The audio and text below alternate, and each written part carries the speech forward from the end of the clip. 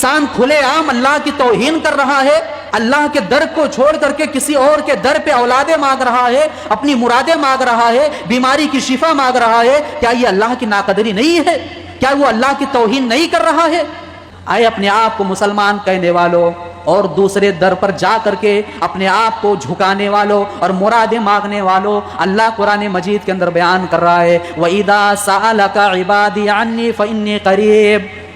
آئے نبی صلی اللہ علیہ وسلم، لوگ آپ سے سوال کریں کہ اللہ کہاں ہے، تو آپ ان کو جواب دے دیجئے کہ اللہ تمہارے شہرک سے بھی زیادہ قریب ہے، اللہ تمہارے جان سے بھی زیادہ قریب ہے۔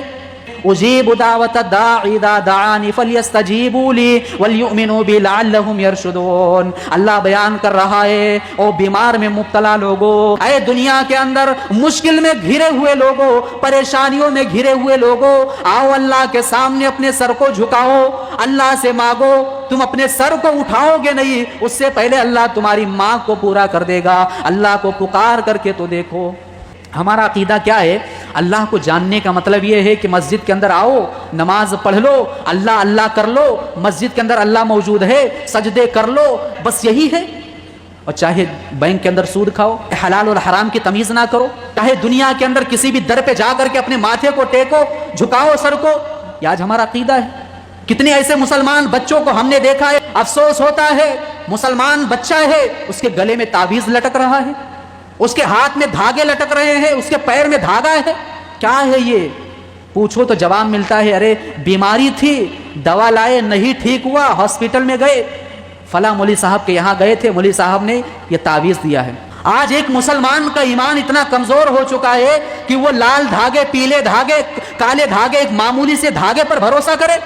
کیا اس کا یہ ایمان نہیں ہے کہ بیماریاں دینے والا اللہ ہے اور شفا دینے والا بھی اللہ ہے؟ جس چیز کے لیے شریعت نے منع کیا وہ چیز ایک مسلمان اختیار کر رہا ہے، اور یہ تعویذ پہننا اس کو معمولی سمجھ رہا ہے۔ شرک ہے، شرک۔ پیارے نبی صلی اللہ علیہ وسلم نے صاف طور پر من علق تمیمۃ فقد اشرک، جس نے تعویذ پہنا، گنڈا لٹکایا، اس نے شرک کیا۔ ایک مسلمان کے گھر میں بھی شرک کا کام ہو رہا ہے۔ ابراہیم علیہ السلام دوسری دعا کر رہے ہیں وَجُنُبْنِي وَبَنِيَّ أَن نَّعْبُدَ الْأَصْنَامَ، اے اللہ میری اولاد کو شرک سے بچانا، بتوں کی پوجا کرنے سے بچانا، توحید والا بنانا۔ اے مسلمانوں، آج تمہارے گھروں میں تمہارے بچے کیا کر رہے ہیں؟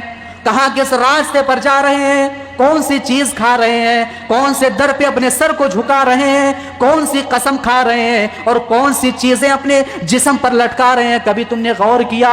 ابو الانبیاء حضرت ابراہیم علیہ السلام اپنی نسل کی، اپنی اولاد کی، اپنی ذریت کی فکر کر رہے ہیں اور کہہ رہے ہیں اللہ ان کو شرک سے بچانا، توحید والا بنانا۔ اللہ کو پکارو، اللہ کے در کے بھکاری بن جاؤ، اللہ کے در پر آ جاؤ۔ اللہ کے علاوہ ایک مسلمان کا کام یہ ہونا چاہیے کہ وہ کسی اور کے در پہ اپنے سر کو نہ جھکائے۔ توحید کی اہمیت کو سمجھو میرے بھائی، شرک سے بچو۔